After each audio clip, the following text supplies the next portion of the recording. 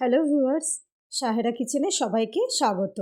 আজ আরেকটি নতুন রেসিপি নিয়ে হাজির হয়েছি বন্ধুরা। সেটা হলো ফুলকপির পকোড়া।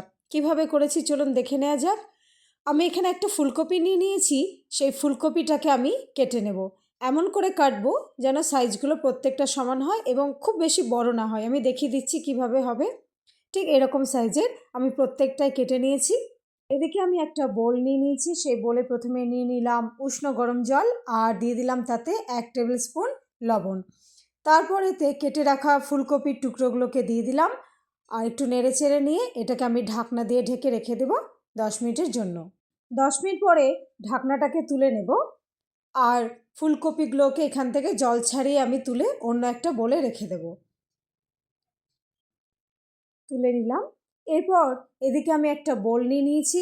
সেই বোলে প্রথমে দিয়ে দিলাম 4 টেবিল স্পুন ময়দা। তারপর এর মধ্যে আমি দিয়ে দেবো হচ্ছে 2 টেবিল স্পুন কর্নফ্লোর। কর্নফ্লোরটা দেওয়ার পরে এখানে আমি দিয়ে দেবো হচ্ছে 1 টেবিল স্পুন লবণ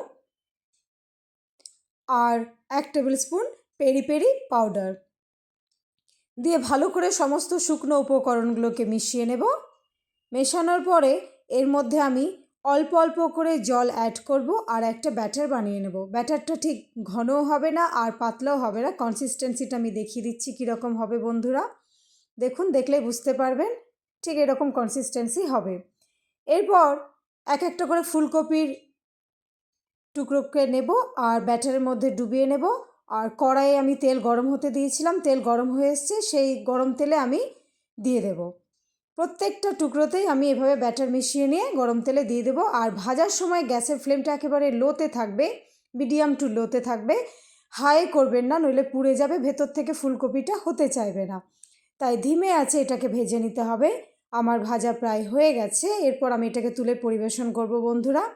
আমি পরিবেশন করেছি সস দিয়ে। আপনারা মেয়োনিজ হোক, সস হোক, যে কোনো দিয়ে পরিবেশন করবেন। বানাবেন তো অবশ্যই কমেন্টে জানাবেন। ভিডিওটি ভালো লাগলে লাইক, কমেন্ট ও শেয়ার করবেন। সকলে খুব ভালো থাকবেন ও সুস্থ থাকবেন। ভিডিওটি দেখার জন্য অসংখ্য ধন্যবাদ।